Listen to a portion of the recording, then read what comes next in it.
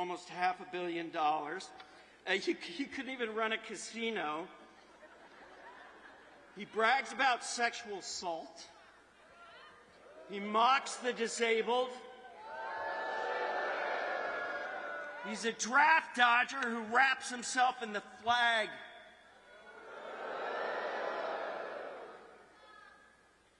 And desecrates the service of our veterans who gave their lives for our country, calling them suckers and losers.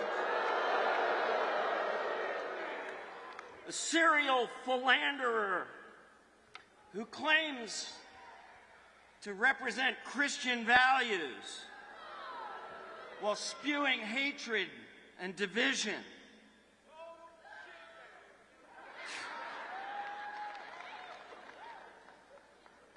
And spends a life violating all 10 commandments like he's playing some sort of twisted bingo game with the devil. A malignant narcissist with a pathological need to tell people how good-looking he is. What a vision of manliness he is as he stands before his cultish supporters slathered in more makeup and more hairspray than a drag queen.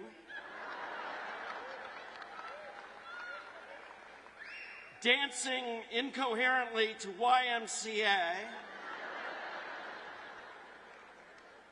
And finding a way to weave his love for dictators into a bizarre admiration for Arnold Palmer's junk.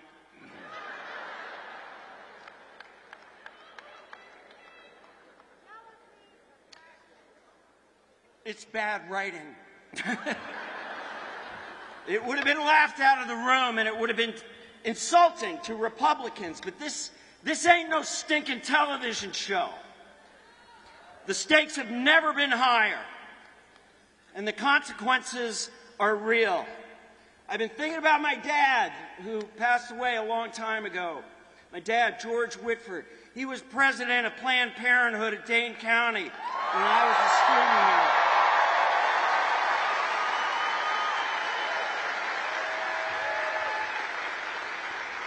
He worked at CUNA Mutual out on Mineral Point Road. But he gave his time to Planned Parenthood, which was not a partisan thing back then. He was just a dad who loved his wife and his daughters and thought they deserved agency over their own bodies and access to the health care they need.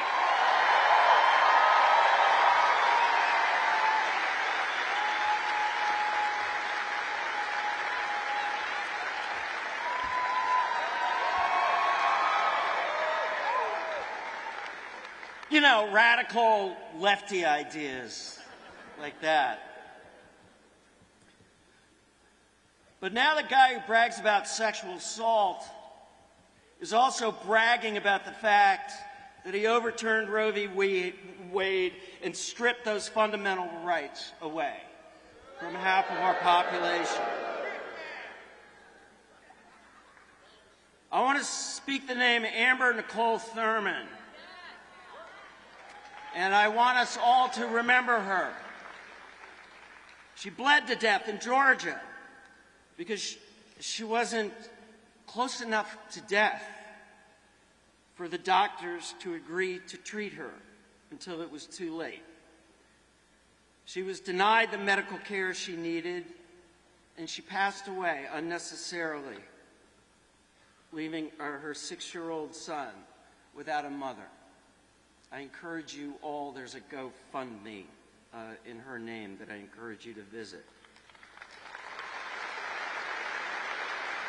Or Jess Hamilton, a woman in Texas who I met, who survived barely after her husband Ryan found her bleeding out on the bathroom floor after being denied the medical care she needed because she wasn't close enough to death for the doctors to treat her in Texas out of fear of being prosecuted because of the draconian abortion ban that Donald Trump helped make possible, and he is proud of it.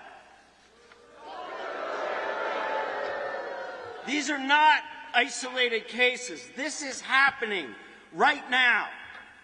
According to the Journal of the American Medical Association, this is last January, there were 65,000 pregnant rape victims. Look it up. Last January, living in states without access to abortion care. 65,000 rape victims forced to carry their rapist baby to term. My God. Donald Trump is proud of it, though.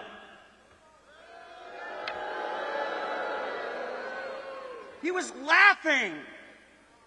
He was laughing about Amber Thurman on Fox the other day.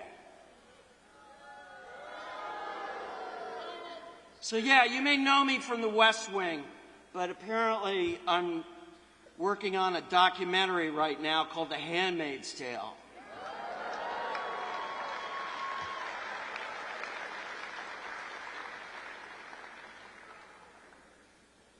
And make no mistake about it, misogyny is at the reptilian brainstem of white Christian nationalism.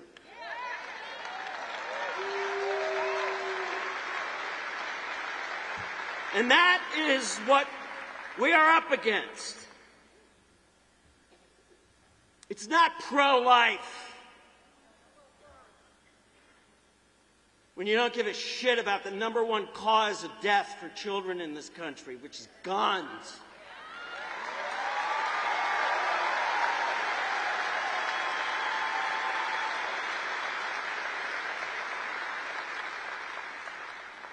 None of it is pro-life.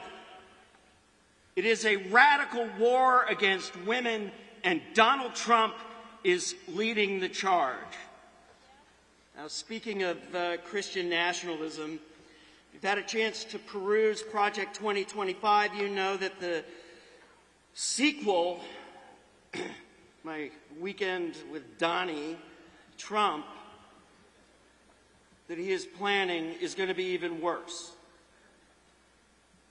In Weekend at Donnie's 2, he wants to get rid of the Affordable Care Act, which would rip away health coverage from tens of thousands of people and kick people under 26 off their parents' plan. It's not pro-life. He wants to cut taxes for the richest of the rich and slap a Trump sales tax on everyone else that will cost you $4,000 a year if you're an average family. By the way, my dad, he had his favorite riddle was, who's happier, the guy with 11 kids or the guy with $11 million? And the answer is the guy with 11 kids. But the reason is, he is the only one who doesn't want more.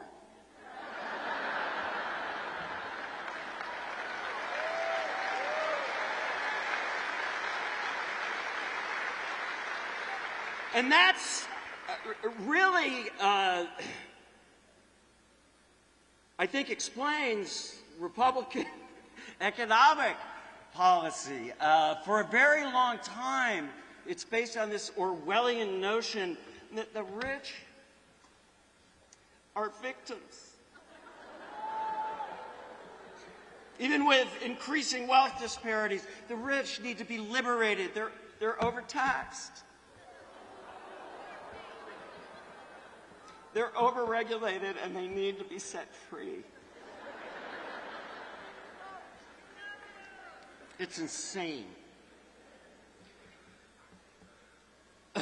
What else? Oh yeah, in 2025. Mass deportations, he's promised, political prosecutions, unchecked power in the hands of a rapidly deteriorating 78-year-old felon whose closing message, if you've been watching this week, appears to be, I am out of my frickin' gourd. I mean, it's mind-boggling. What's next? Is he going to yank his pinky off and light it like a cigarette? I'm telling you, it's bad writing, and it's dangerous. My dad, he's coming up a lot here, my dad had a phrase for guys like him. Donald Trump has a bright future behind him.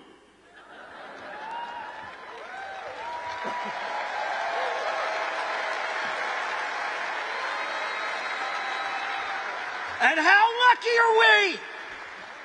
lucky are we to have Kamala Harris and Tim Walz?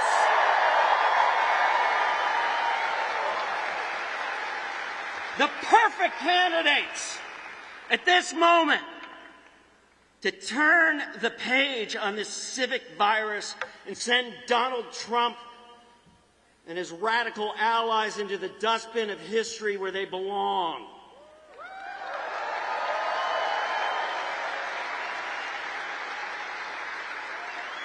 Instead of tearing us apart with hatred and division, Vice President Harris and Governor Walz want to bring us together with joy and love to create a future we can all believe in. The future that our children deserve. And unlike Donald Trump, they have a little bit more than just a concept of a plan to bring costs down in Madison and all across the country. And don't worry, it's not a secret plan to fight inflation. It is an actual plan. It's written down for human beings to read, and it's available at KamalaHarris.com. They're fresh ideas on how to support small businesses, make sure you make a living wage, and who knows, maybe even buy a house one day. They are committed.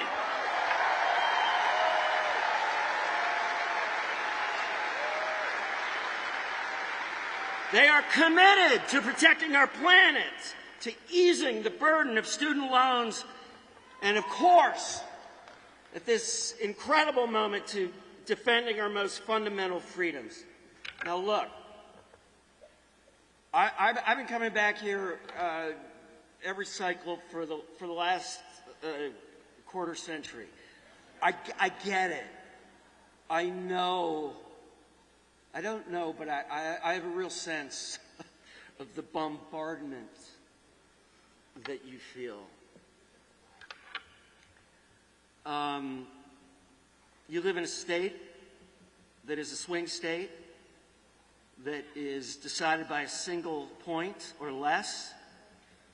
And I know you must be bored hearing some celebrity lubricant like me.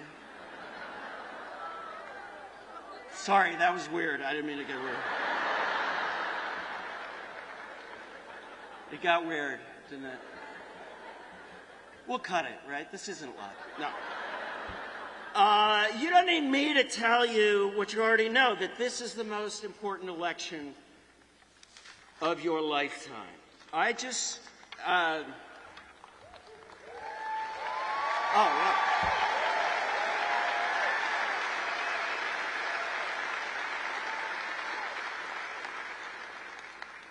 I just want you to know that exhaustion and despair is what they want you to feel. It's what that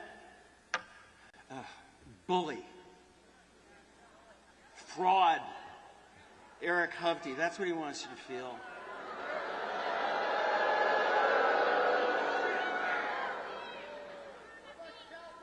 I have trans people in my family, and boy, come and talk to me sometime, Eric Hovde. How dare you?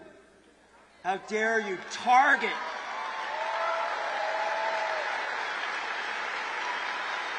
a vulnerable community like that? No trans person's pursuit of life, liberty, and the pursuit of happiness has ever prevented any other American from pursuing their own version of that.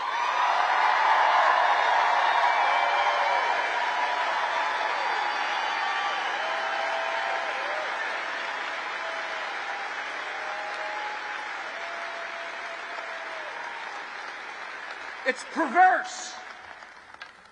It's perverse to score political points like that. It's perverse for Donald Trump to use a natural disaster where people are dying as an opportunity to spread disinformation and score political points. It's perverse. But I want you to know, they want you. They want you to be exhausted. They want you to feel despair. It's part of the strategy. And I'm here to remind you that action is the antidote to despair.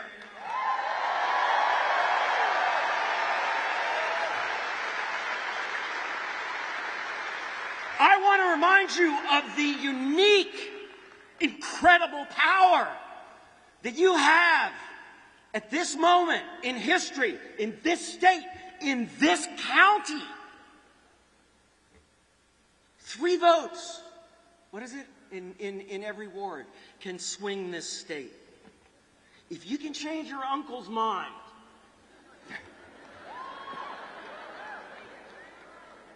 have him call me.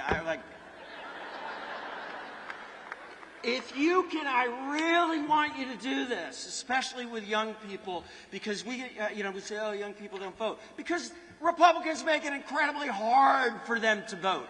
Make sure 5 people who you may assume are with you, make sure they make a plan and make sure they vote.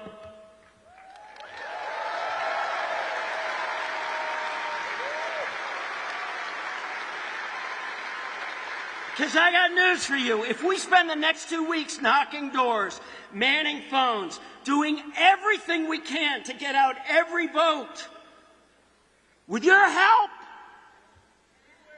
we're going to win.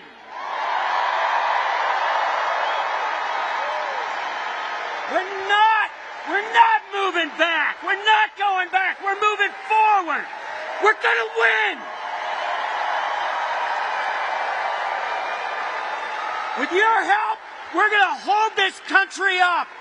We're going to hold it up to its spectacular, unfulfilled aspirations. And Wisconsin, God, I love you. You're going to lead the way. Because you're going to send Tammy Baldwin so we can keep the Senate.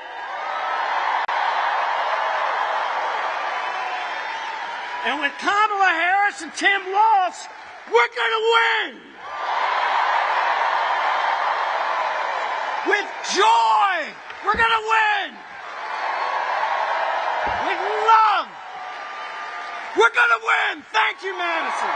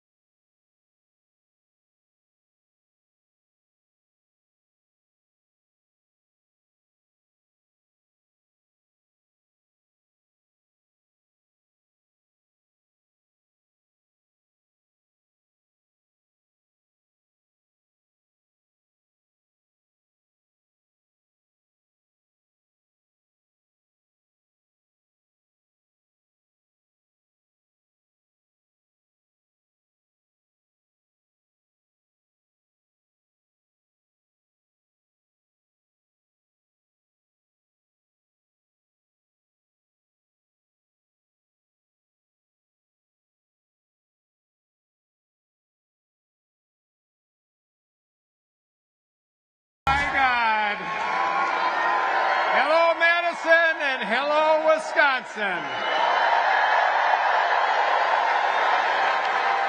How the heck are you?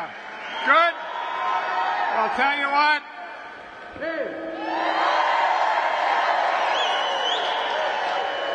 It's a great place.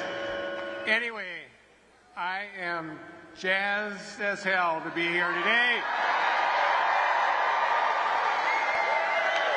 And that's because this is the first day of in-person early voting. That means across Wisconsin, you can easily cast your vote to make sure that Kamala Harris is the next president of the United States of America. And we have, what a way to kick off this in-person voting by welcoming back to Madison, back to Wisconsin, President Barack Obama.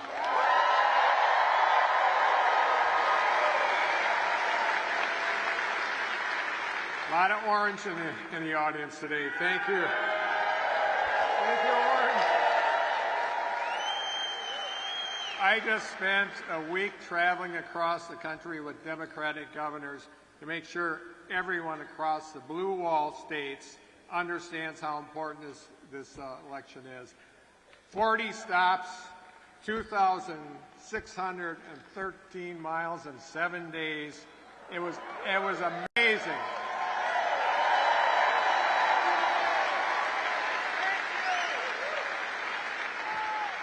I'm still standing. And there are 320 million people in this country, and all eyes are on us in Wisconsin, Michigan, and Pennsylvania to make sure that Kamala Harris and Tim Walz win in November.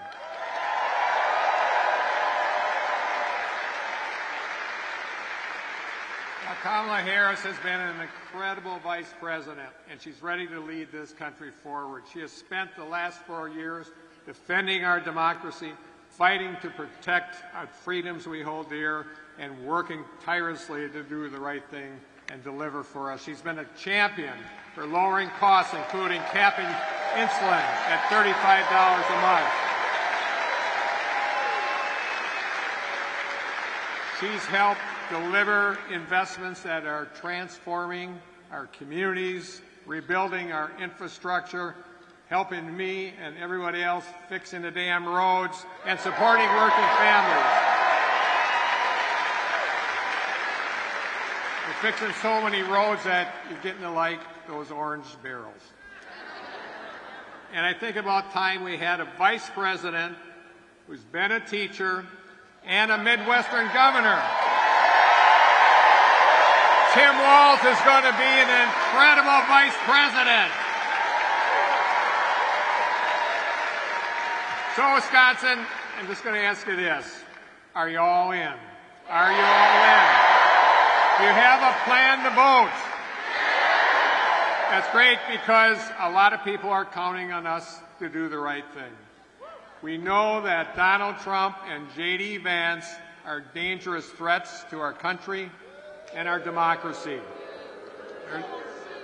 They're not running to help others. They're running to serve themselves and those on the top. The Radical Project 2025 agenda won't help working families. It'll hurt them. We know Trump and Vance will try to pass a national abortion ban, roll back access to birth control, emergency contraception, and even fertility treatments. We know that they're going to repeal the Affordable Care Act and deny coverage to folks like me and so many others here in the audience and people you care about who have a pre-existing condition. You know, and what Trump said about that, he's got the concept of a plan. Now you take that concept for a plan and go pay a bill. It ain't gonna work. Yes. Yeah. And they're going to give more tax breaks for the ultra-rich and the big corporations instead of helping working families get ahead. And we know that a second Trump term would mean unchecked power with no guardrails to hold them back. That's just bullshit.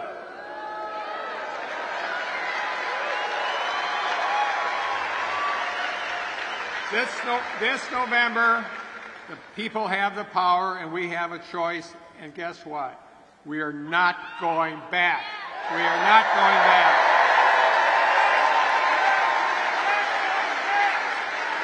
Going back. We're not going back. We're not going back. We're not going back. We're not going back. And here in Wisconsin, we're going to tell Donald Trump, J.D. Vance, and Republicans up and down the ballot here in Wisconsin exactly that come November 5th. So let's get to work and let's win this damn thing. Let's go. Thank you. Thank you. Thank you. Thank you.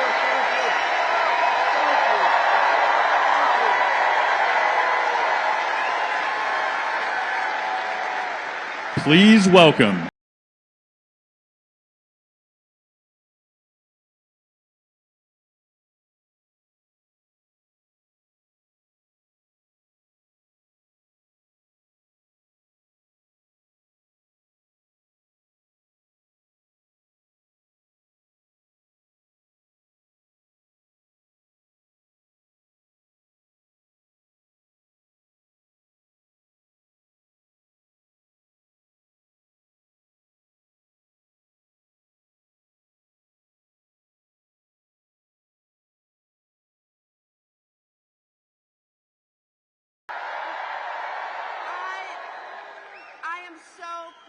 to be here today, and it's such an honor to welcome our vice presidential nominee, Governor Tim Walz, back to our state.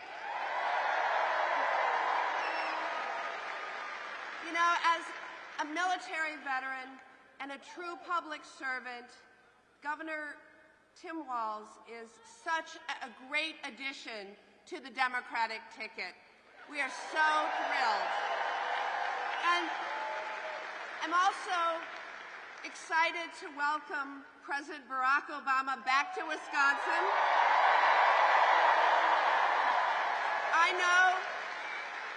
know I'm as excited as all of you are to see him back on the campaign trail.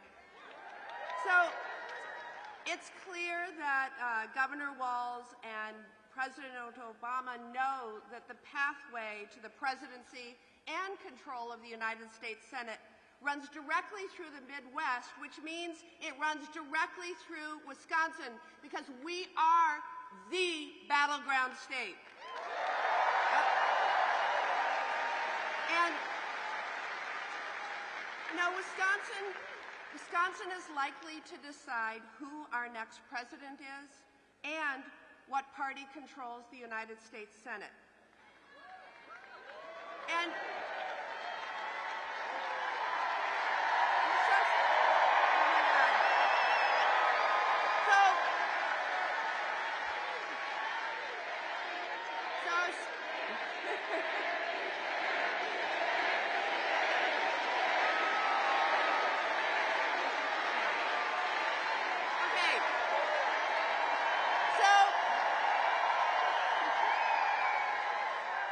speaking of that U.S. Senate seat, I'm being challenged by a self-funding multimillionaire by the name of Eric Hovde. Let me tell you a little about Eric Hovde. He owns a $3 billion California bank, a $7 million ocean view home in Laguna Beach, California, and you know what? He's been named one of the most influential residents of Orange County 3 years in a row. Now, Wisconsin, we have a green county, we have a brown county, we do not have an Orange County, Wisconsin. And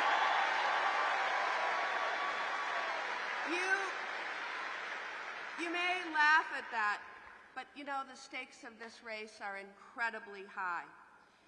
Eric Hovde celebrated when Roe was overturned. He said he's 100% anti-choice. Meanwhile, I'm leading the effort to restore reproductive freedoms with my Women's Health Protection Act. And on healthcare, Eric Hovde wants to repeal the Affordable Care Act and kick millions off of their health insurance. You know, living without health insurance throughout my youth due to a pre-existing health condition is why I got into this fight in the first place. And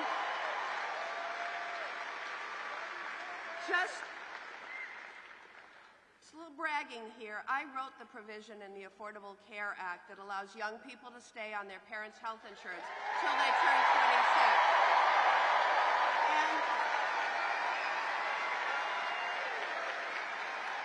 And I will never stop fighting until all Americans have the quality, affordable health care that they need and deserve.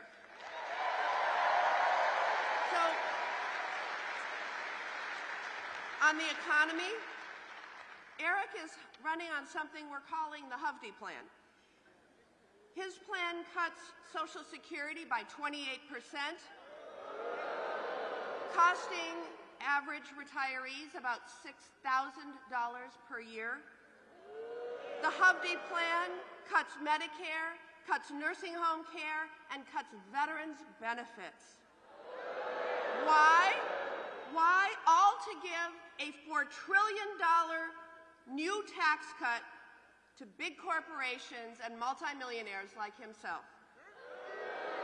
So, as your senator, I will always fight to bring down costs for working families and make sure that multimillionaires, like my opponent, pay their fair share.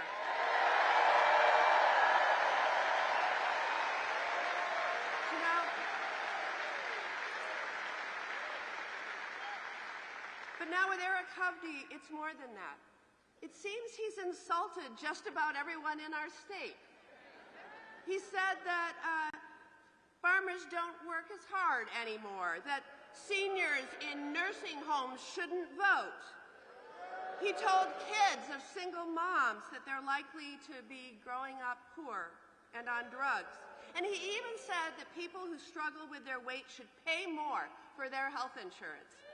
You know, it's clear that he's spent more time on his private California beach than on a factory floor or a family farm here in the state of Wisconsin.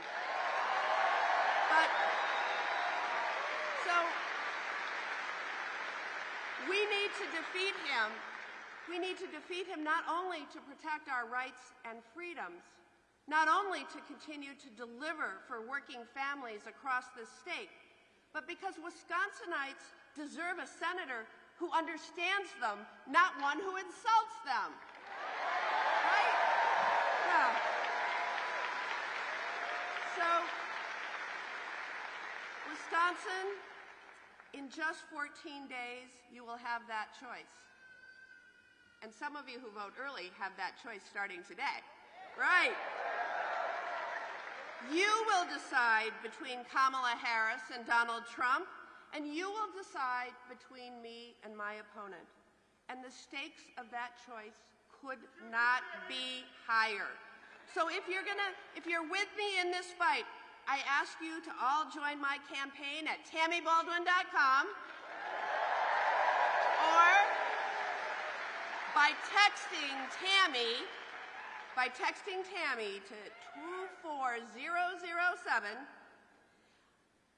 It's amazing to see all of you here this afternoon. It's just amazing. And to be in my hometown of Madison, Wisconsin with all these great special guests.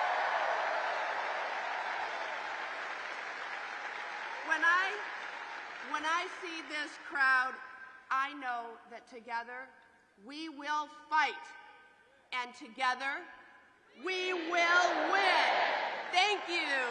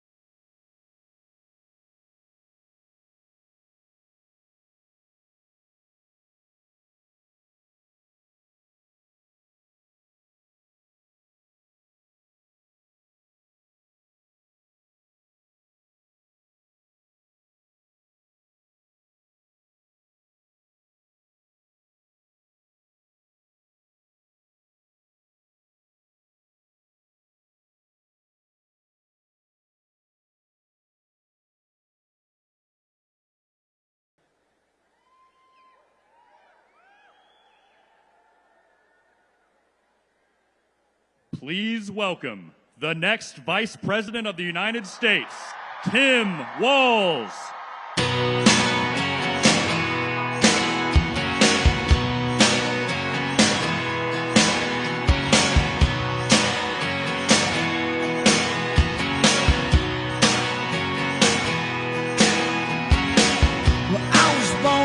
Small town, and I live in a small town. Every day in a small town, oh, small community. All my friends in this small town. Hello, Madison.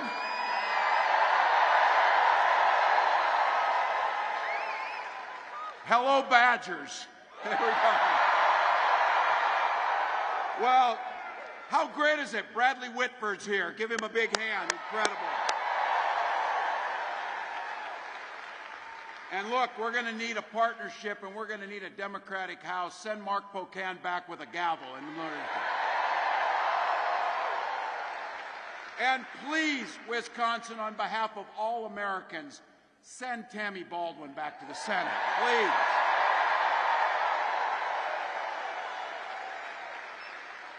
And one thing I know a little bit about is about governors, and man, Wisconsin, do you have a good one. Tony Evers, thank you. And I don't know if you heard, there's a guy from Chicago coming out after me, Barack Obama. But to each of you, huge thank you. Took time out of your busy lives. You came here because you believe in the promise of America and you believe in the democracy. Thank you all.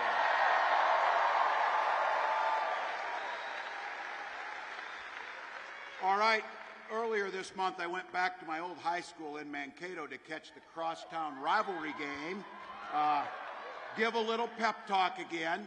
So football is always near and dear to me, close to my heart, but I have to tell you, I know that this week I might not be the biggest draw. There's a bit of a game coming up on Saturday night with Penn State. So look, I don't usually do this, but we need to win Wisconsin and Pennsylvania, so I'm not picking a side in this one. You go do it. Go do it. I will say this, and I know you know this. When the stakes are the highest, winners are the ones that step up. And that's exactly what we're going to do.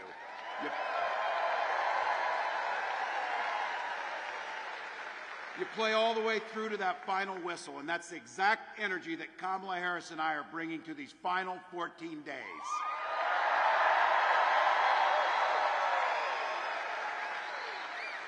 I cannot tell you how proud I am to be on this ticket with Vice President Harris.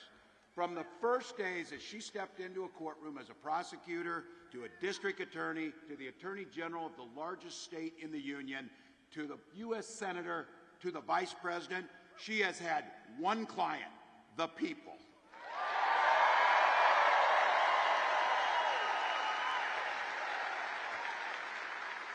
She stood up for women and children against predators and abusers. She stood up for seniors and workers against fraudsters and big corporate interests. She stood up for families and communities against transnational gangs and traffickers.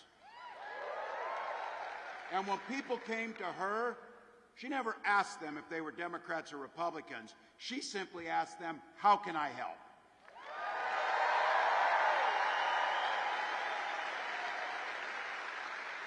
I know you know it. It's why you came. This election is 2 weeks from today, and early voting has started here in Wisconsin. Our team is running like everything is on the line, because everything is on the line. We're barnstorming the country. We're on TV. We're on podcasts. We're on radio.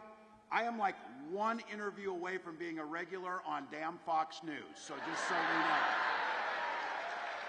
But you know what? You know what you noticed? It takes stamina to run for president. It takes stamina to be president. And Donald Trump does not have stamina. He has been rambling more than the normal rambling. He calls it the weave. Donald, come on. We know there's only one weave that you know anything about, and it is not this. It is not this.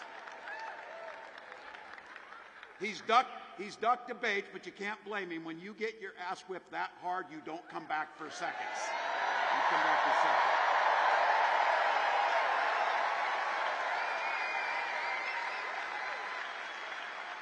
He dropped out of 3 interviews, and his staff, in a moment of clarity and truth, said he was exhausted. Look, I don't care how exhausted he is, because I can promise you he's not as exhausted as the American people are of him.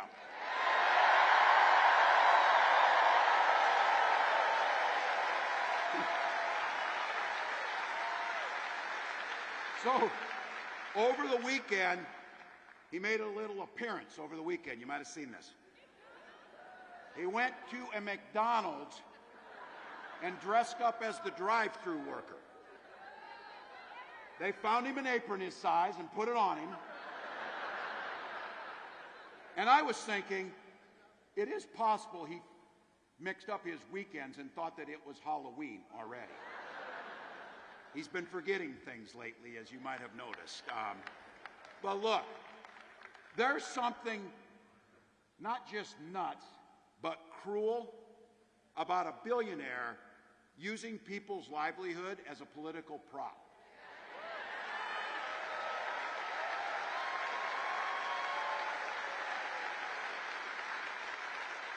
His agenda lets big corporations not pay people for overtime and diminishes those very workers that he was cosplaying as. He missed an opportunity, though. Being at McDonald's, he looks much more like Ronald McDonald than the clown that he actually is.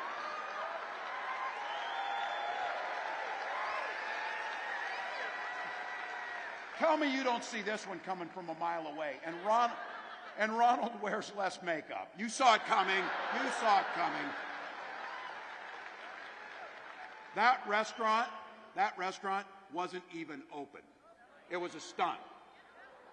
Fake orders for fake customers. They even staged the drive-thru. We know that. They won't let you walk through the damn drive-thru. We knew that. They saw that happening. Well, look, everything about this guy is fake. Everything he does is fake.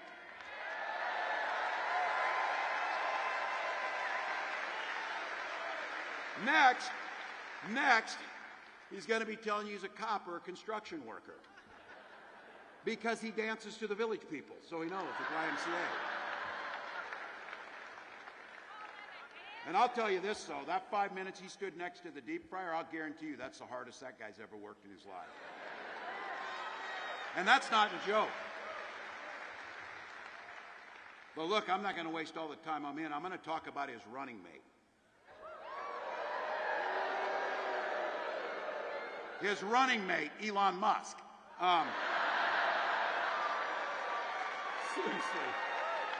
Seriously. Where is Senator Vance after he got asked the simplest question in the world at the debate? Did Donald Trump lose the 2020 election? And after 2 weeks, he finally said, no, he didn't. That's where he's been spending his time. But that's it. So, look, Elon's on that stage, jumping around, skipping like a dipshit on these things. You know it.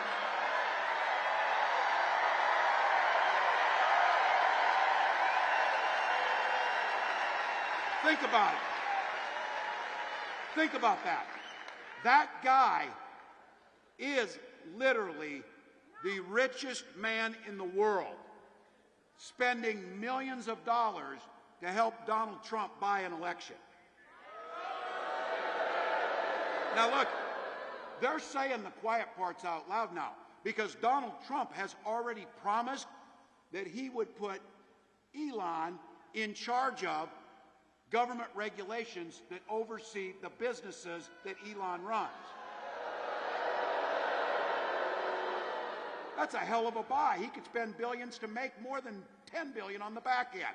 So in other words, Donald Trump, in front of the eyes of the American public, is promising corruption. That's what he's promising you. And you know what? I don't I don't believe he keeps many promises, but he'll keep that one. I'll guarantee you he'll keep that one. But here's the good news, Madison. Donald Trump is never going to be president. Elon Musk is never going to run anything.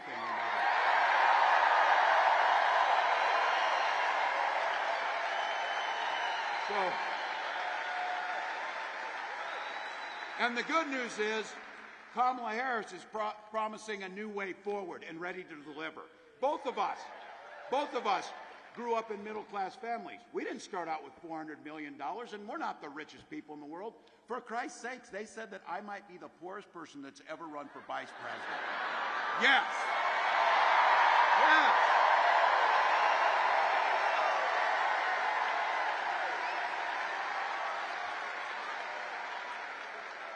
Kamala actually worked at McDonald's and did that job. And we know that the economy works best when everybody has an opportunity to get ahead and thrive. And here's the beauty of it.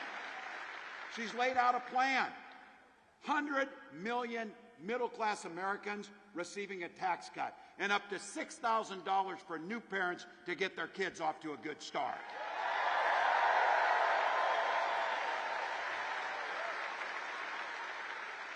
Take on the price gougers, and there's a great example if you want to know what price gouging looks like. Hurricanes coming to Florida. They're telling people to get out to protect their lives. Guess what happened to airline prices during that week? They shut up. That's not capitalism, that's price gouging, and it needs to be against the law.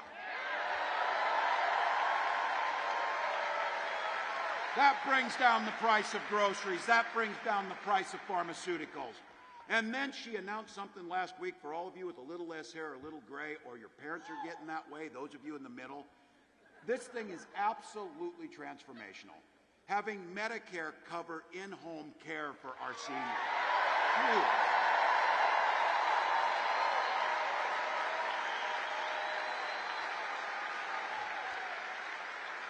For all you young people, I guarantee you when you get to be 60, you start paying a lot of damn attention to Medicare and Social Security. So, look, first time ever, our seniors can qualify through Medicare to get their vision and their hearing aids so they can live quality life.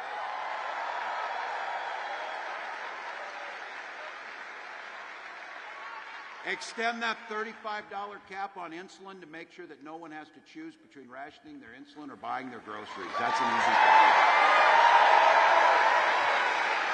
And then finally focusing on the class that really truly drives our economy, small business owners and entrepreneurs, making sure that folks have access to capital and tax credits to start small businesses and get off the ground.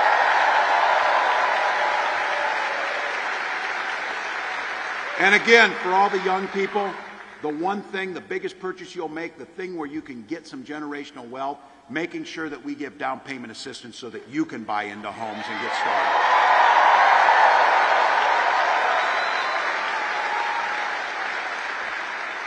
We're your cousins over across the way in Minnesota, and we had a saying that came from one of our senators who we lost way too soon in Paul Wellstone, who really summed up an economy. Yeah. We've got them. You've got them. You had Russ Feingold. We know people who knew how to get things done. These are folks who focused on the middle class. And Paul just summed up how an economy should work, and Kamala believes it in her heart. We all do better when we all do better. That's the economy.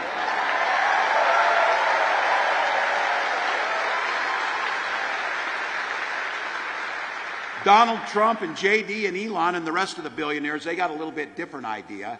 And they did us a favor, actually, this time. I have to be careful. I said they don't have a plan. They do have a plan. They'll have a concept of a plan on health care.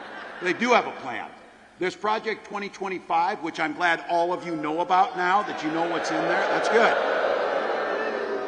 Now, JD on the debate stage, which I'm standing there saying, I can't believe you're saying these things because we all know they're not true. But the one thing he said is Donald Trump has been a champion and a protector of the ACA. Donald Trump, the famously big fan of Obamacare.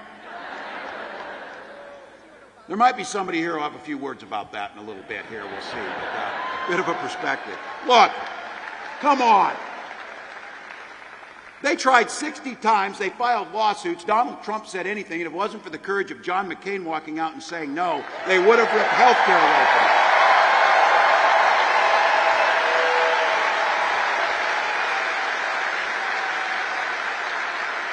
Might be one of the reasons where John McCain's son Jim is with us on this battle. They're with us.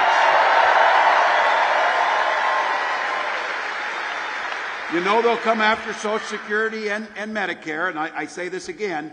From their perspective, I guess for Donald Trump, it probably is simple. He doesn't give a damn if his Social Security check shows up. He has been qualified for Social Security for many years, by the way, too, in his age. He's a nearly 80-year-old man, so he has known that Social Security's there. But you know what? He doesn't care because he sits down at Mar-a-Lago. You know who does care? All of our parents, like my mom. She needs her check to pay her heating bill and make sure she can eat. We need to protect Social Security.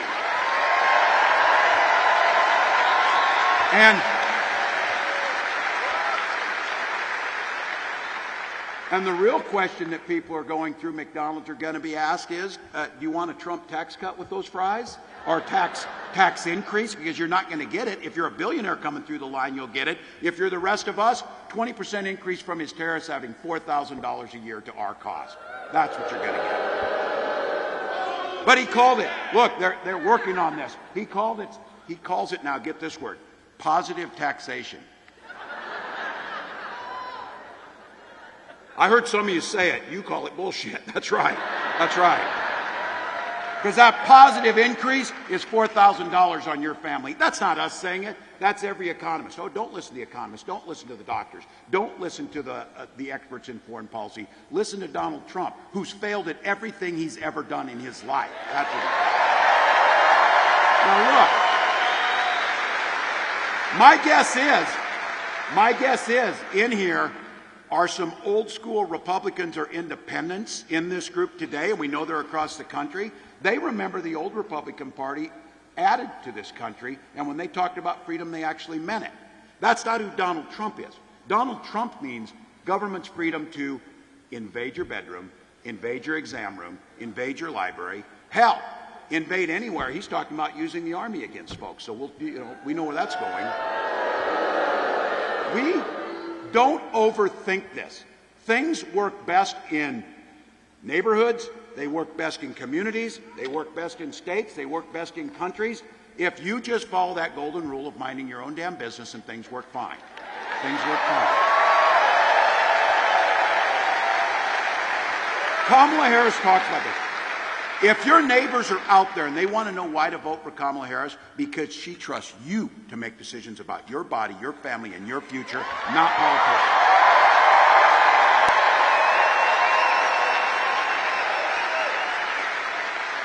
The freedom to retire with dignity by strengthening Social Security and Medicare, not cutting them. Because to be very clear, it's where they're at. And I say this as a dad, as a former teacher, and as a governor. I say this on the things that we know. The freedom to dress our little ones up in their best clothes, send them to school, to learn and be around their friends, and to not be shot dead in those halls of their school.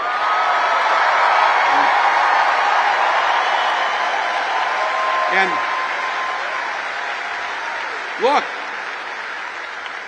Minnesota and Wisconsin have some of the highest concentrations of folks who hunt, from deer hunting to pheasant hunting to gun ownership. Look, on this one, I know guns. I'm a veteran. I'm a hunter. I'm a gun owner. Kamala is a gun owner. But owning guns doesn't mean you can't be for common sense solutions that protect our kids from being shot in school. Don't.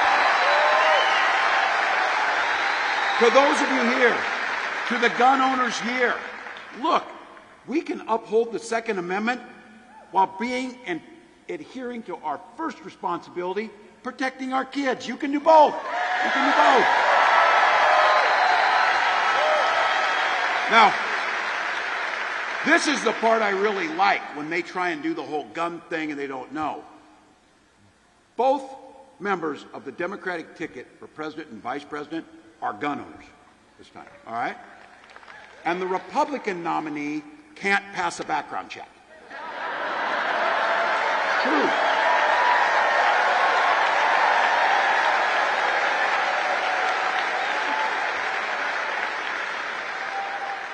You go into Cabela's and fill out the form and it comes back with 34 felonies. They tell you to get the hell out.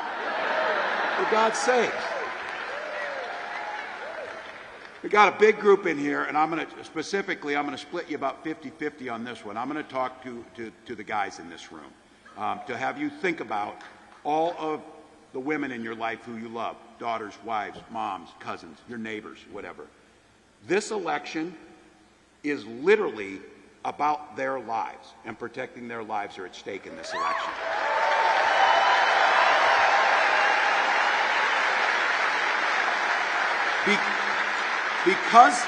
Because of Donald Trump and the judges he appointed to the Supreme Court who lied about upholding Roe versus Wade. It's called lying. They lied in front of the Senate that they would uphold it. He brags about overturning Roe versus Wade. He is glad that my daughter Hope, all of those women in your life that are loved, now have fewer rights than their mothers did.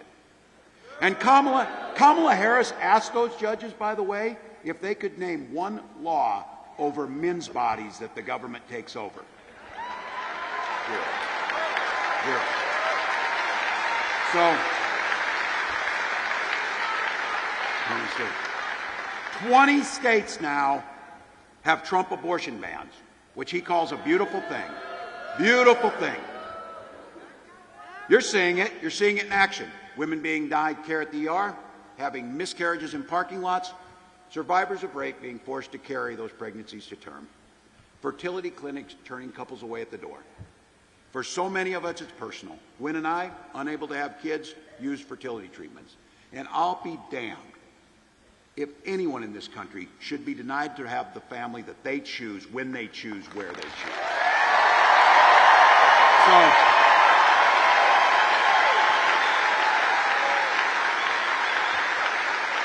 So guys, this election is about so many things, but it's about that simple fundamental principle of autonomy over the bodies, and all the women who are out there who are doing this work, we owe it to them to make sure when we elect Kamala Harris, she will sign back into law Roe versus Wade and the protections that they need. Now, I don't want to ratchet up your anxiety level, but it's important to know what we're up against. Just like in any good game, we got to know what the other team's doing. So there's another reason that the stakes are so high in this election, something that I don't think many of us have seen. You hear some version of this from the people in your life, neighbors, relatives, brothers in some cases, who said, look, we made it through the first Trump term. We'll get through a second.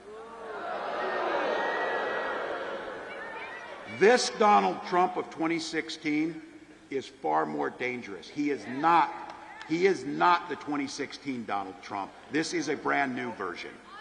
Now look, he is, as Kamala says, he is a very unserious person, but the consequences of putting him back in office are deadly serious.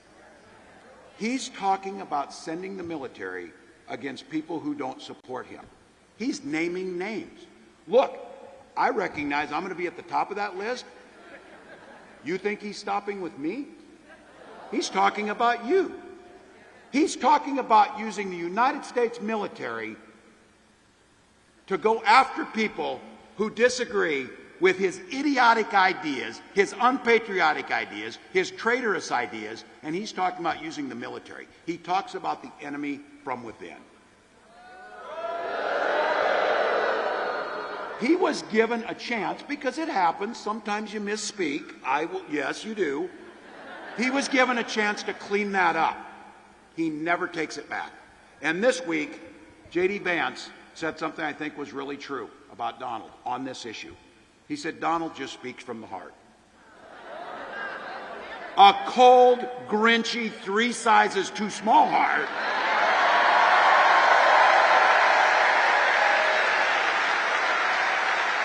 And again, this is nowhere near normal. This is nowhere near normal. So this is not, oh, he said, she said, he said.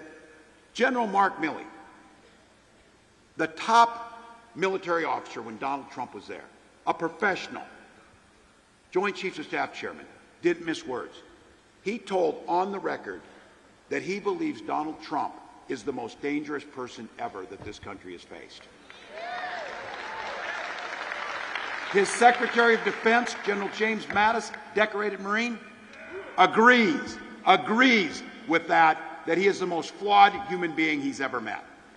This time, though, the guardrails are gone. It's already Donald Trump's Supreme Court. They've effectively given him total immunity to do whatever he wants as president. Think about this in the next 4 years. If he gets elected, he could appoint up to 3 more justices to an institution that already gave him immunity. That would mean that Donald Trump will have appointed 6 of the 9 Supreme Court justices. J.D. Vance sure isn't going to do anything about it. He's on this ticket for one reason. He said he would not do what Mike Pence did, which was put the Constitution and the American people over Donald Trump. Said he would not do it. And Lord knows there's not a single spine in the Republican Congress that's going to do a damn thing about it. All right. So that's out there. Here's the good news. It ain't ever going to happen. It ain't ever going to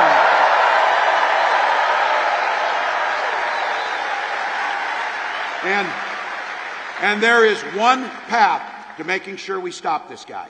We have to do the work, have the courage, and beat him at the ballot box in 14 days.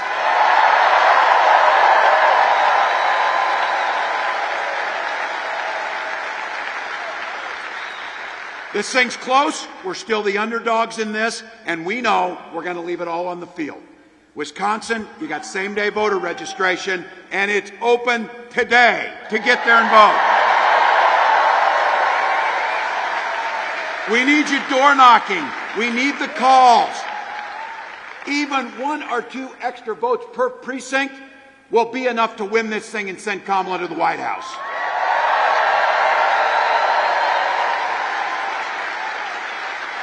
If you got an extra buck, it's KamalaHarris.com, and all of this energy, and all of these rallies, and all of the door knocks, and all of the phone calls, and all of the money have to translate into something so wonderful and so simple. That little I voted sticker on more Wisconsin folks than ever before. So, Madison, help me welcome a guy who knows a little bit about hope. A little bit about hope. And the guy who taught us, yes, we can. Madison, the 44th President of the United States, Barack Obama.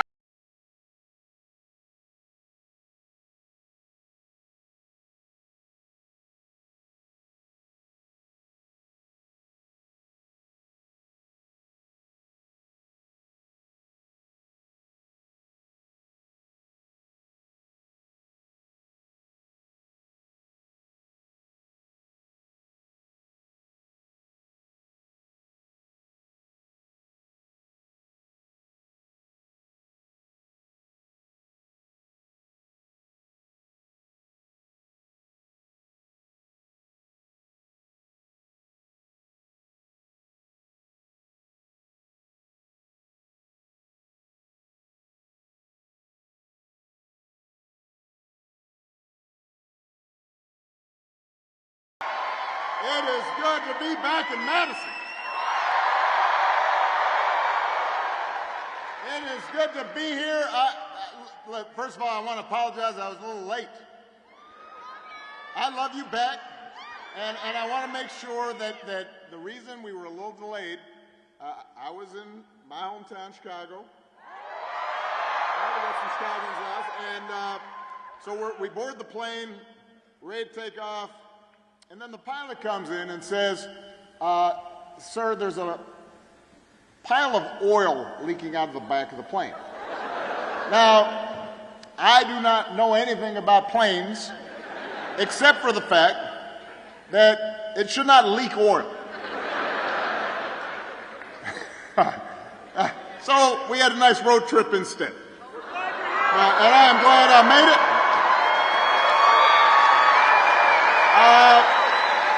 It is great to be here in Wisconsin. It's great to be back in the Midwest where folks got good sense. It's great to be with the next Vice President of the United States, Tim Walz.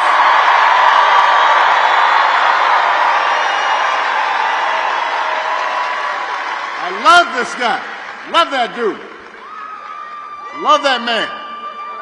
The kind of person who should be in politics.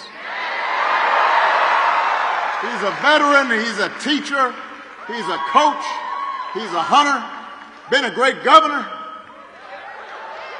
knows who he is and knows what's important.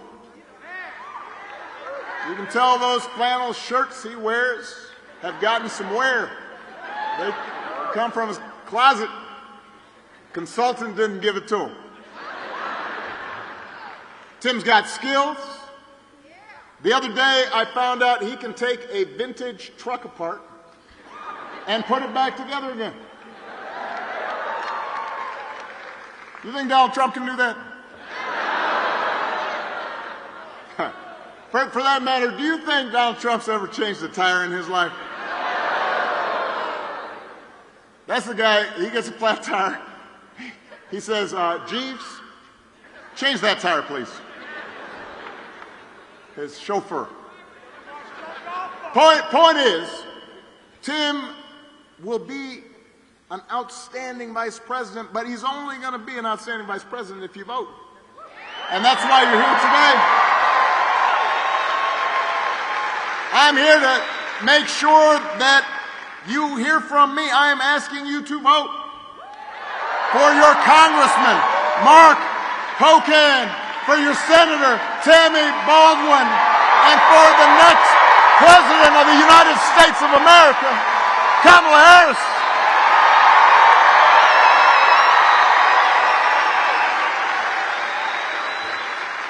And I know you've heard it about, 15 times so far today, but it's worth repeating. Here in Wisconsin, early voting starts today.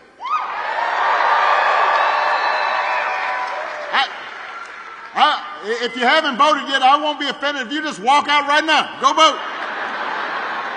Go do it. Return the absentee ballot. It's fine. Just remember to bring your photo ID if you're voting in person. If you need to register to vote, you can do it at your local clerk's office from now until November 1st, or when you vote on Election Day, Tuesday, November 5th. And if there's any confusion, if you need to know where your early voting site is or a drop box location, then go to wisdems.org/vote. Wisdems. Well, they're cheering for wisdems.org/vote. Don't wait. I voted yesterday. I did. I was down in Chicago. I got my ballot, filled it in, sealed it, signed it. And then I walked, which I don't always get a chance to do. And Secret Service got nervous, but I said, no, let's walk to a mailbox. And my younger staff was like, what's that blue thing? And I said, that's a mailbox. And you put stuff in it, and then it goes to the place you're sending it. They weren't familiar with mailboxes. Once you voted, then you have to help your friends and family make a plan to vote too. Because together we've got a chance to choose a new generation of leadership in this country and start building a better, stronger, fair, more hopeful America. Now, we know this election is going to be tight. It's going to be tight here in Wisconsin. It's going to be tight all across the country. And it's going to be tight because a lot of Americans are still struggling. You know, as a country, we've been through a lot over the last few years. We forget sometimes. A historic pandemic wreaked havoc on communities, on families, on businesses. And then disruptions from the pandemic caused price hikes that put a strain on family budgets. And people started feeling like no matter how hard they worked, they were just treading water. So I understand why folks are looking to shake things up. I get it. What I cannot understand is why anybody would think that Donald Trump will shake things up in a way that's good for you. That I do not understand. Because there is absolutely no evidence that this man thinks about anybody but himself. I've said it before. Donald Trump is a 78-year-old billionaire who hasn't stopped whining about his problems since he came down that golden escalator 9 years ago. And when he's complaining 2, 3 in the morning. He's texting. What's he doing? When he's not complaining, he's trying to sell you stuff. Have you noticed that? Who does that? You're running for president and you're hawking merchandise. Gold sneakers, $100,000 watch. Supposed to be Swiss watch, he says. The best watch. Why are you selling the watch? What are you doing? My favorite is the Trump Bible. True story. True story. I mean, it's embossed with his name right on it. Donald Trump edition, right next to Matthew and Luke. Donald. And I'll give you one guess where those Bibles are made. He's Mr. Tough Guy on China, except when it comes to making a few bucks. You cannot make this stuff up. You really can't. If some of this stuff happened on Saturday Night Live, you'd be like, all right, that's going too far. That didn't really happen. But it did. And he's doing it because what he cares about is his ego and his money and his status. He's not thinking about you. He sees power. He sees you as a means to his ends. He wants the middle class to pay the price for another huge tax cut that would mostly help him and his country club buddies. He doesn't care if he costs more women their reproductive freedoms because apparently it doesn't affect his life. Most of all, Donald Trump wants us to think that this country is hopelessly divided between us and them. Now, for him, us means the, quote, real Americans who support him. Anybody who doesn't, they're them. And he employs this strategy like politicians have for millennia, because having people divided and angry boosts his chances of being elected. That's his focus. Is this going to help me, not is it going to help you? And along with those intentions, there's also, as Tim talked about, there are questions about his competence. I mean, he's out there giving 2-hour speeches. It's like Fidel Castro just keeps on talking. It's just word salads. The other day he had a town hall meeting. Now, I've done my share of town hall meetings. My experience is the goal of the town hall meeting is you meet with your constituents, with citizens, with voters. You answer their questions. He decided, no, I'm not going to answer questions anymore. Let's just play music for half an hour. So he's standing there and he's swaying to Ave Maria and YMCA. And, the governor from South Dakota, she's standing there with this weird look on her face like she doesn't really know what's going on. She's like, it's like a hostage video. Can you imagine if Tim did that, or Kamala did that, or I did that? Now, our playlist would be better, but it would be. But you would say to yourself, this is odd behavior. He called himself the father of IVF.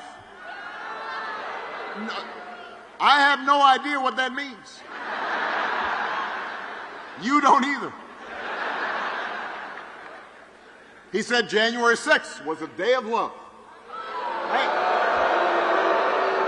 You're going to hear this from me. Do not boo. Vote. They can't hear you boo. They can hear your vote.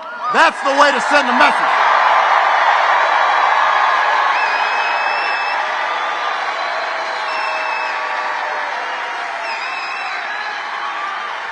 So, look, my point is, you'd be worried if Grandpa was acting like this. Right? You'd call up your brother, you'd call up your cousins, you say, have you noticed? But this is coming from somebody who wants unchecked power. So, Wisconsin, we do not need to see what an older, loonier Donald Trump looks like with no guardrails. America's ready to turn the page. We are ready for a better story, Wisconsin. We are ready for a President Kamala Harris.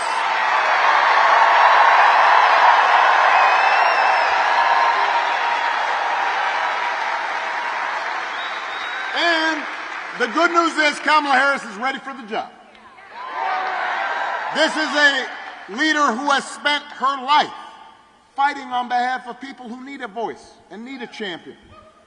Somebody who was raised in a middle-class family, who actually worked at McDonald's when she was in college to pay her expenses. Didn't just pretend like he worked at McDonald's when it was closed.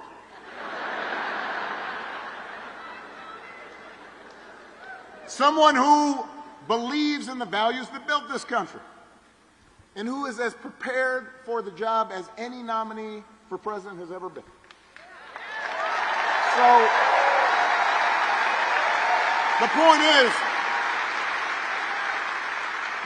Kamala knows you. She knows your life. She knows what it's like to scrap and to strive and to work hard and to see her mom worry about the bills. So does Tim. So if you elect them, they will be focused on your problems. They understand that too many folks here in Wisconsin are struggling to pay the bills. And understand, wages have been steadily growing.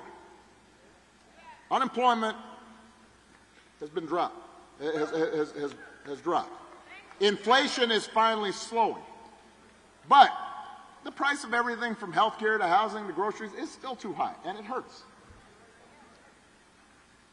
So the question is not, do you want to see better? The question is, who's going to actually do something about this?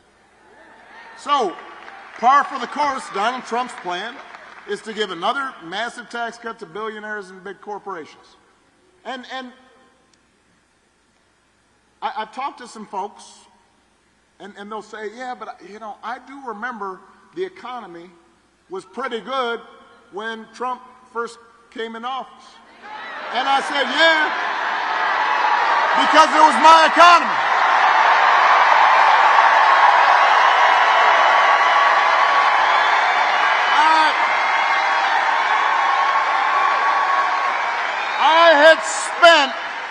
I had spent 8 years cleaning up the mess that the Republicans left me.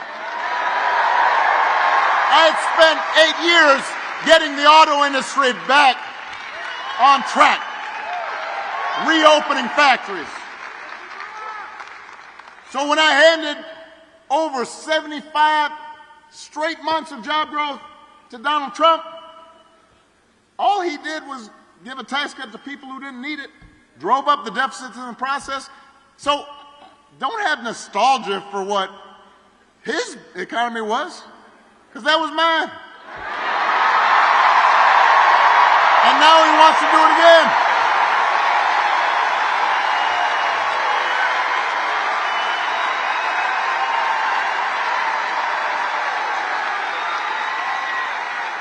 When it comes to health care, Donald Trump's got one answer, and that is to end the Affordable Care Act, not because he's got a good reason for it, but because it's Obamacare, right?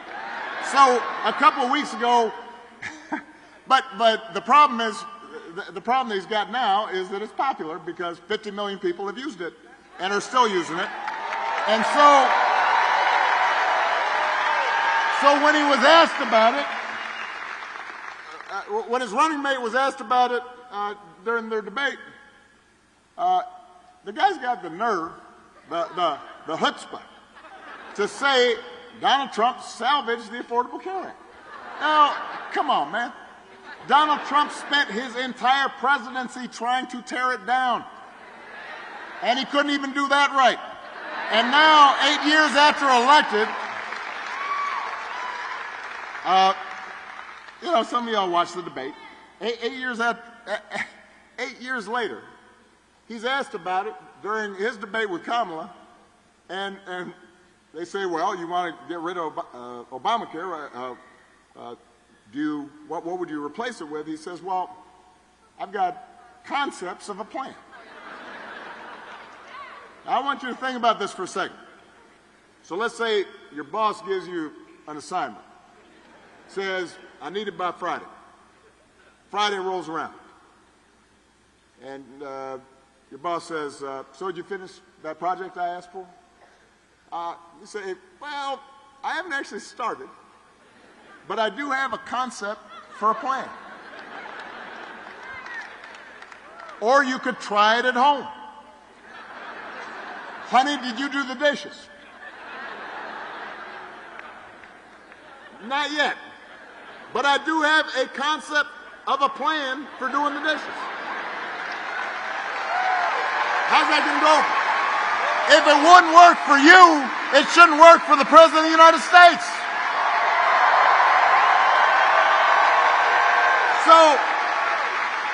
But the good news is, Kamala Harris and Tim Walz, they don't have concepts of a plan. They have an actual plan to make your life better. Tim just talked about it. They're going to bring down costs by going after corporations that unfairly jack up prices. They're going to make it more affordable to build a home and to buy a home. They're going to limit out-of-pocket health care costs. They're going to give a tax cut to 100 million middle-class and working-class Americans. $6,000 tax credit. $6,000 tax credit. If you're having a child in that first year of life, and that helps. Those of you who've had kids, that's expensive. $6 grand, that helps with a car seat, crib, diapers. I remember diapers. I remember changing Million Sash's diapers. Do you think Donald Trump ever changed a diaper? He'd be like Jeeves. Jeeves, change that diaper. He'd have somebody else do it. But so that's who Kamala Harris and Tim Walz are. They've got actual plans. That's what they stand for, not concepts of a plan. Now, if you challenge Trump or Vance on these concepts, they'll fall back on one answer. Blame the immigrants. He wants you to believe that if you let him round up whoever he wants and ship them out, all your problems will be solved. Now, I want to talk about this. This is serious. We have a real issue at the borders. We're a nation of immigrants, and we are a nation of laws. We've got to make sure the system works the way it's supposed to, in an orderly fashion. So there's work to be done there. But when I keep on hearing from these guys, I scratch my head. Because they like to talk about Kamala being vice president for 4 years. Well, wasn't he president for 4 years? I know it's shocking. I know there's some PTSD going on and people are blocking it out. He was. So if this concept of a plan of rounding up and deporting millions of desperate people, many of them women and children, was the answer to everything, well, why is it that the number of undocumented immigrants was basically the same when he left office as when he took office? And I'll tell you why. Because he did not have a real plan. He had a concept of a plan, and it was a mean and ugly concept. You know what would actually help bring order to the border and fix our immigration system? The bipartisan deal that Kamala Harris supported, even though it was written by one of the most conservative Republicans in Congress. And I want you to know, hear me out now. Hear me out, because there are a lot of people here in Wisconsin and around the country who are actually concerned about this. I cannot emphasize this enough. Democrats and Republicans, conservative Republicans, came together with a concrete plan that would have put more enforcement at the border, more judges to process issues, all this stuff. Donald Trump lobbied actively and told Republicans to vote against it because he figured it was better to have an issue that he could run on for his presidential campaign. He was not interested in actually trying to solve problems. Do not boo. Do not boo. Vote. We do not need a president who will make problems worse just to make his politics better.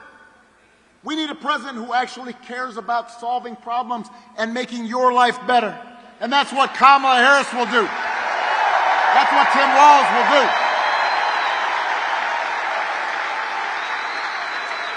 And to help them do it, they're going to need a Senate full of public servants like Tammy Baldwin.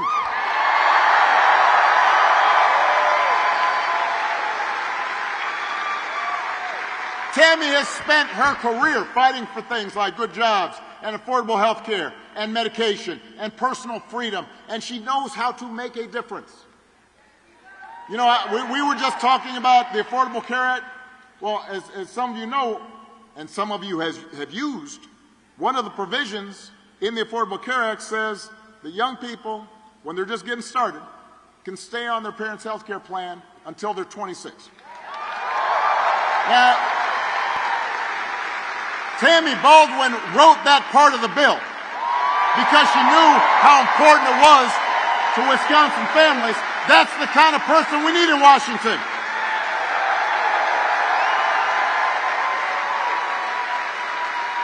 The kind of person who's going to help Kamala and Tim get stuff done, and who share our values and want to move the country forward and not backward.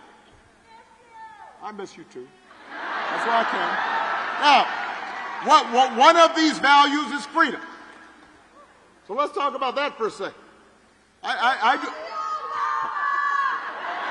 do not think we have ever had, I don't think we've ever had an election where candidates understand the concept, the idea, and the reality of freedom so differently. Because for Donald Trump and his cronies, freedom basically means getting away with stuff.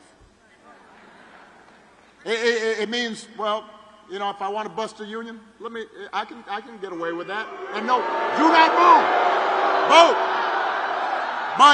But his attitude is, well, that's freedom. I want to pollute this close by river because it'll save me some bucks. I won't have to. I can go ahead and do that. So to them, freedom is letting powerful people do whatever the heck they want with no consequences. It's like you said in the middle of the pandemic, when people were dying, hospitals were overrun. Donald Trump actually uttered the words, "I do not take any responsibility at all." I am not sure any American president has ever said those words before. But that's his idea of freedom. I do what I want, and I'm not held accountable, and I'm not responsible for anything. We have a broader idea of freedom. We believe that true freedom gives each of us the right to make decisions about our own life. And it requires us to recognize that other people have the freedom to make different choices. And that's true even on the most contentious issues. I have always said there are good people of conscience on both sides of the abortion divide. I respect those whose faith tell them that this isn't something they support. But if we believe in freedom, then we should at least agree that such a deeply personal decision should be made by the woman whose body is involved and not by politicians. And most Americans believe that as well. Most Americans believe that as well, which is why it's been fascinating watching Donald Trump just tie himself into a pretzel on this issue. When he ran for president the first time, he said he'd support punishing women who got abortions. Then a few weeks ago, he tells women, don't worry, I'll be your protector. You heard Tim talk about how Donald Trump actually protected you. Roe versus Wade overturned. Trump abortion bans in 20 states. He's out there saying everybody wanted it this way. No, they did not. But Donald Trump may be confused about this. You can't be. You need to be clear about what's at stake here. Tammy Baldwin actually introduced a bill that would restore the reproductive freedom that women had for nearly 50 years. If Congress passes that bill, Kamala Harris will sign it into law. Now, it's an example of how, as frustrating as politics can be sometimes, and I know it can be frustrating. Look, I do not watch cable news. I really don't. There are times where I don't understand how we got so toxic and just so divided and so bitter, and I get why sometimes people just don't want to pay attention to it. And we all have friends like that. We have family members who are just like, you know, it's all a circus out there. I get that. But elections really do matter. Who you vote for matters. Not because it's going to change every problem we got. No president, no vice president, no senator, no governor is going to solve every problem. We're not going to eliminate poverty overnight. We're not going to change, you know, race relations right away. Right?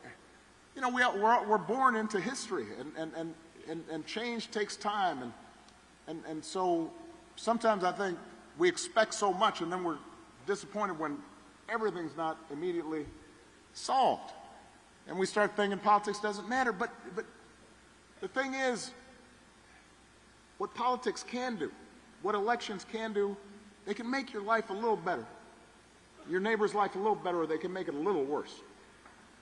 And that little bit of better or a little bit of worse, that adds up.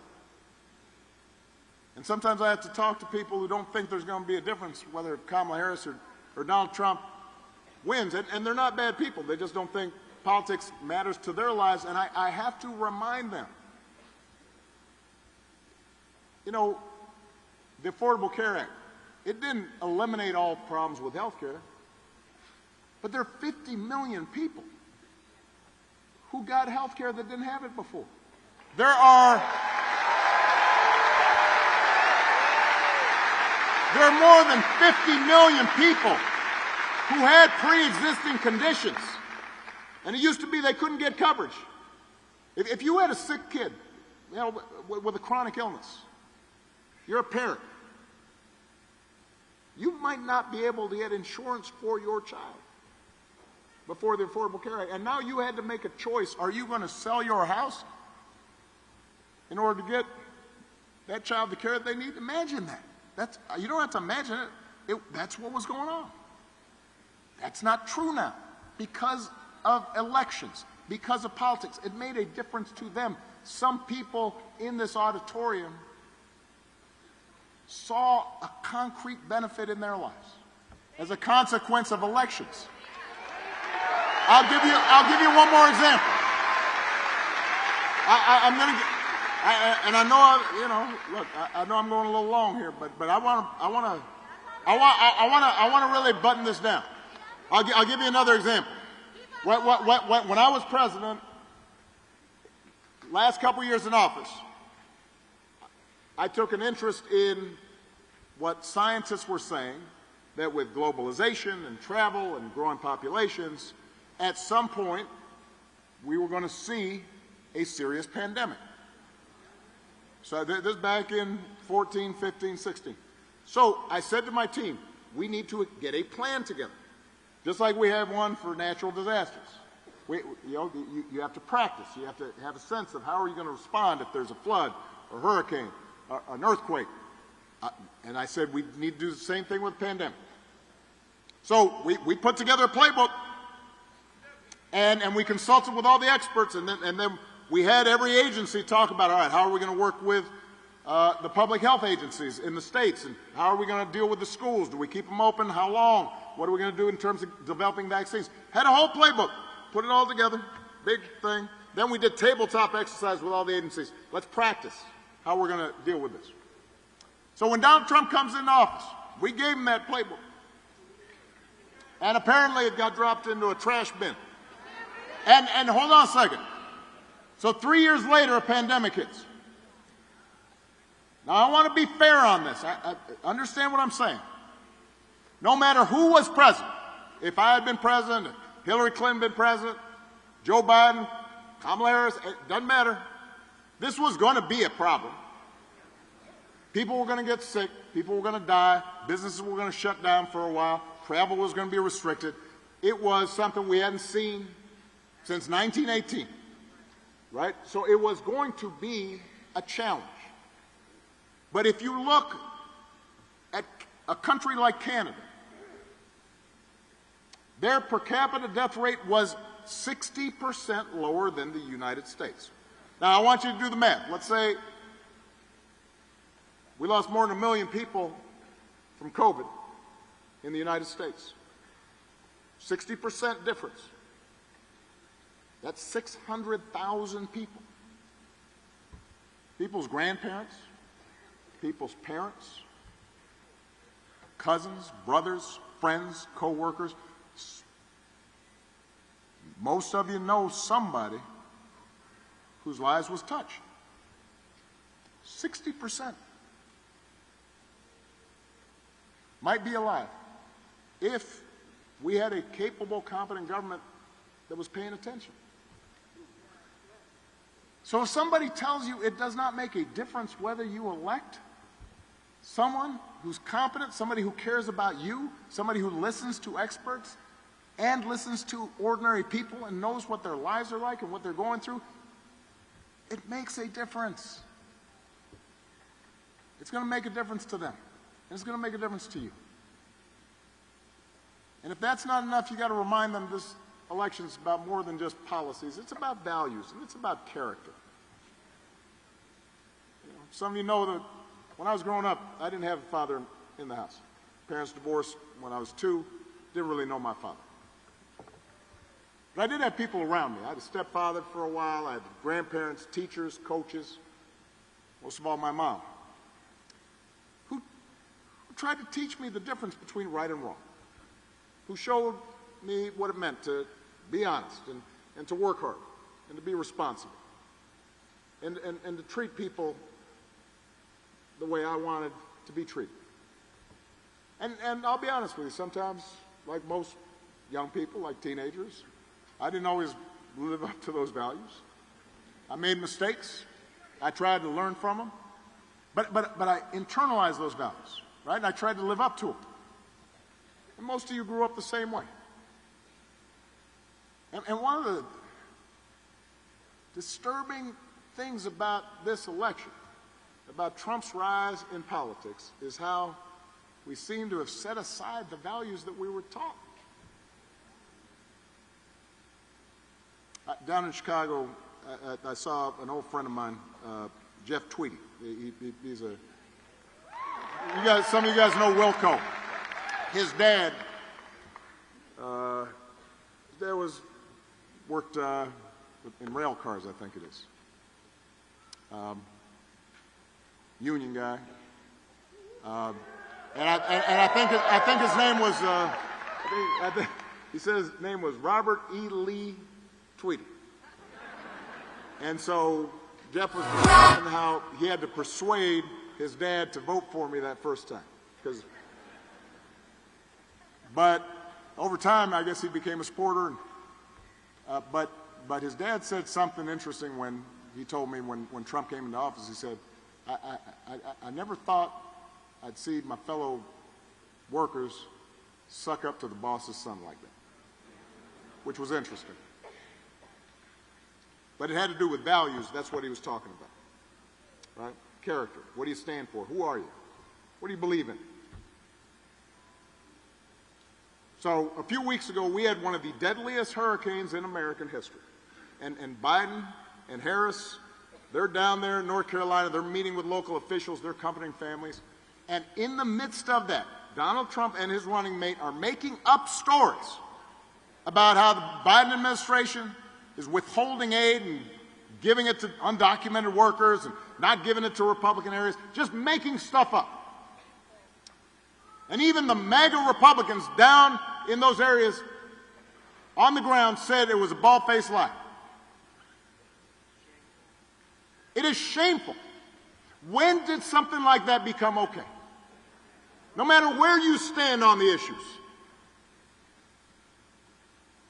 how could you go along with something like that? These are people at their most vulnerable. They're in desperate situations, and you're going to make stuff up, and suddenly you got FEMA workers being threatened, people not applying for aid because they got told by a former president who's running for president that FEMA's not doing the right thing. If your coworkers acted like that, they wouldn't be your coworkers for very long. If you had a family member who acted like that, you might still love them, but you wouldn't put them in charge of nothing. And yet, hold up. And yet, when Donald Trump lies or cheats or bullies somebody or shows utter disregard for our Constitution, when he calls service members who died in battle losers, when he calls our fellow citizens vermin, people make excuses for it. He's making a joke. He doesn't mean it. It's okay. The attitude is it's okay as long as their side wins. And I've noticed this especially with some men who think Trump's behavior is somehow a sign of strength. You never apologize for anything. You're not accountable for anything. I'm here to tell you that's not what real strength is. Never has been. Real strength's about working hard. Real strength's about taking responsibility for your actions. Real strength's about telling the truth even when it's inconvenient. Real strength is about helping people who need it and standing up for those who can't stand up for themselves. That's what we should want for our daughters and our sons. That's what I want in the President of the United States.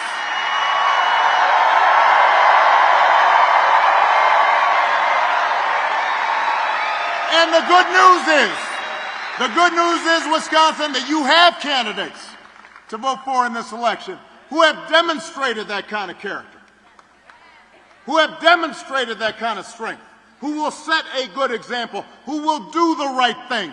They won't be perfect. They will not solve all your problems. There will still be issues out there that we have to address, but they will leave this country better than they found it. That's the choice in this election.